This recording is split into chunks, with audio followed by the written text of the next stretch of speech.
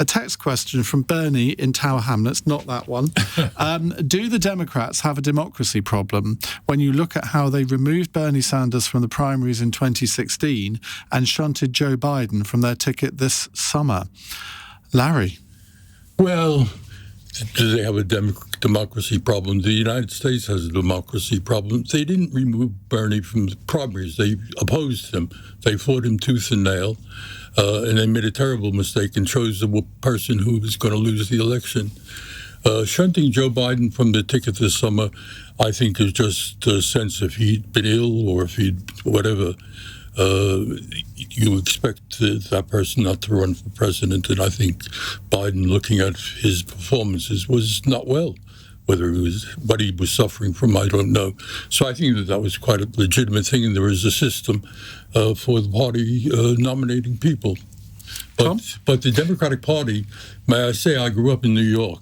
The Democratic Party has a long history of not being very democratic. At least you didn't grow up in Chicago, eh?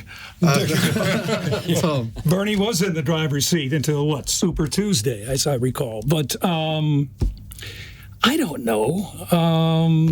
I guess, you think back, too.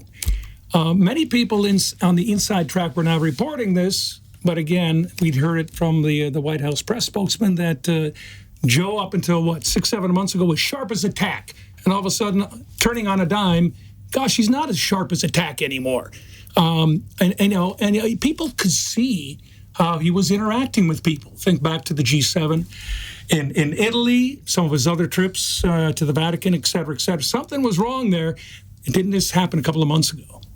Okay, Greg?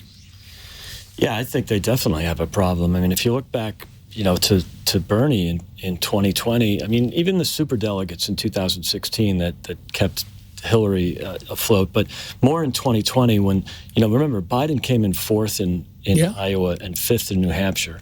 They took Bernie out back. I mean, it was really cruel. I thought when they convinced, the other candidates to step aside, maybe promised them a few cabinet positions or whatever. It really was unfair to Bernie. Maybe that's why 15% of Bernie voters voted for Trump. And that's 2016. I don't know what the number was in 20. So I do think they have a problem. I mean, remember, and what they did this time around, Dean Phillips, legitimate congressman from Minnesota running for president, he saw and articulated the cognitive issues that Joe Biden was having in a really nice way, in a polite way. And they kept him off the ballot. He was not on the ballot in North Carolina and Florida. It's pretty outrageous for the party that says, we're about democracy and Trump's a threat to democracy. And then they just violated every democratic norm in the process. And then the reason it wasn't the cognitive challenges, because they knew about that, right? They knew about it for 9 months. They might have known about it for 4 years. It's when Trump started polling up 5 points over him. And that's why they got rid of Bernie, because Bernie was down 10 points in the polls to Trump in February, before COVID, in February of 2020. That's why they got rid of Bernie. That's why they did the Bernie treatment to Joe. And that's why we have Kamala, who's never earned a vote. And she's a failed candidate, never got over 2% of the vote. She was a horrible candidate. She was polling 7 in South Carolina. It was crazy. Elizabeth, I'm going to give you an option to opt out of this one if you'd like, and we can move on to the next question. I'll opt in and add something to what Larry was saying earlier about the Democrats' move away from the working class. It's not just the Democrats, and not just Labour in the UK. We have seen the left, centre-left in Germany, for example, do the same thing. And along comes somebody, in this case, Sarah Wagenknecht, who formed a new party called BSW, as in W, Sarah Wagenknecht, her initials, who formed a party designed to appeal to these ordinary voters, the working class. And lo and behold, it does extremely well in the first elections it ever participates in, which is a number of state elections that have taken place just recently. I will never understand why centre-left parties in recent years have left their traditional voters to others to pick up. How can that be? I mean, why would you voluntarily? Because they're run by metropolitan elites, that's why. Simple as that, who have no comprehension what working class people do, say, think. That's basically the problem. And on that note, credit to Bernie Sanders for standing up for these traditional left-wing voters, centre-left voters, in election after election. I want to introduce one more question. It's from Sandra in Portsmouth. Should elected UK politicians be getting involved in the US election? Now, Nigel Farage is in the US and has visited Trump at his home in Florida, while Trump gave a shout-out to him during a rally in Pennsylvania yesterday. You had Dawn Butler, the Labour MP, urging people to vote for Donald Trump. But tonight, I'm led to understand that the Labour Party has issued an edict to all of their members of Parliament not to comment on the US election overnight. Make of that what you will. Tom? For years and years we've seen, parties in, the Labour Party. Sorry, just before you go on, apparently I said she urged people to vote for Trump. I meant against Trump, obviously. Yes. Okay. And we saw representatives from the Labour going over to the Democrats and strategizing, et cetera, and the cross current the other way with Republicans helping out conservatives, et cetera. This time around, it seems like just the numbers kind of got to me, I guess, in the neighborhood of 100 Labour supporters going over to America. It just seems like a large number. And again, there's no limit on the number, but it seems like that's a different ballgame this time around with regard to the strategy of the Labour Party going to America. Larry? Well, I have to say what concerns me about this is very specifically Farage, because we're talking about the demise or the reduction of the left-leaning parties, which has happened in Britain and which is being pushed to a new extreme by Starmer. Farage's party, which is a far-right party basically, got 15% of the vote in the last election without much of anything. Farage is a menace. He joins the people in Germany and in Austria and in Poland and in France and in Italy. We're facing a really disastrous problem with climate change completely upsetting the entire world. With these people coming to the fore, well, we probably haven't done very well for our children and grandchildren. But parties like Farage's parties are only becoming popular because the mainstream parties have let down many of the very people that are voting for Farage's I think that's exactly right. I think that's what I was trying to say. They have done that. And I don't think they've done it out of, as you were saying, out of ignorance of what people are thinking about.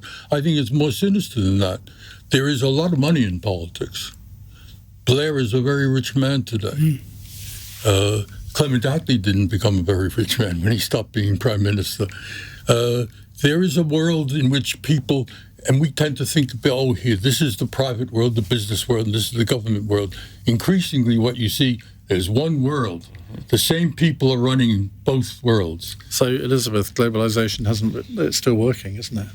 From that point of view. From that point of view, but from a corporate point of view, companies are struggling mightily because it's not a good idea to be trying to increase your business in China, and especially not in Russia anymore. It's not one globe. It may feel like one globe to a certain elite, but countries are not getting along anymore.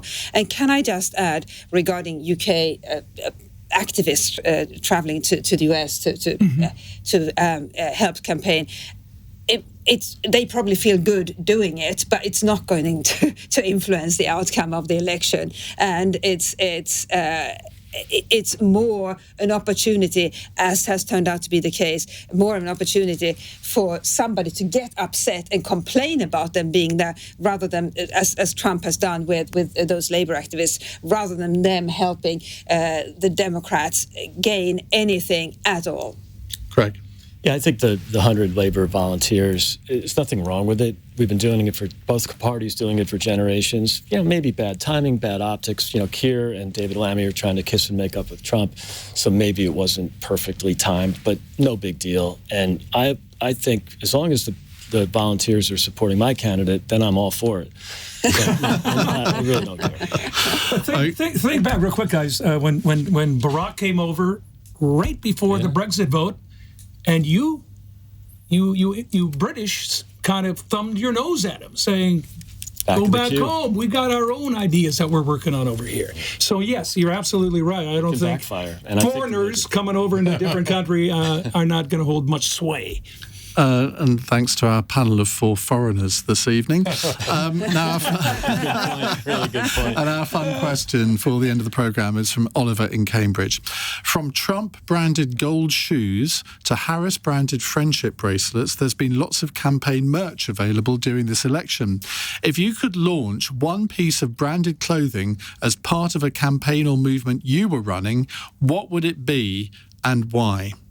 Greg? Oh, definitely a tie, probably from Vineyard Vines, because it's more of a weekend thing with the little initials, GRS, very small ones, so you have to really look at it. It's like the little dogs and the little elephants or whatever. Okay. Elizabeth? A face mask. Everybody will see it, and we are going to have another pandemic. I actually have Ian Dale and Jackie Smith branded face masks for our For the Many podcast, which I still have a plentiful supply of. You should run for office. No, that's been there, done that. Got the T-shirt. Larry? Well, I suppose I'll have to go with Bernie's gloves.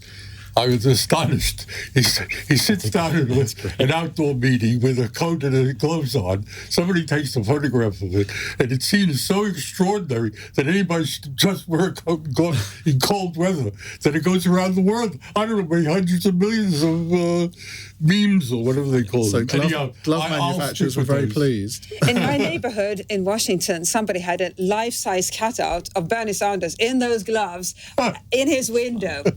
Well, There you go. Baseball cap. Some people have never seen me without a beat. You guys are very lucky. I saw when you arrived you had one on. You guys are lucky. I mean, I'm surprised you haven't got it on now. I've lived for 47 years. I've lived with headphones on, so I decided to take it off today. And there's some people who are surprised that I have hair.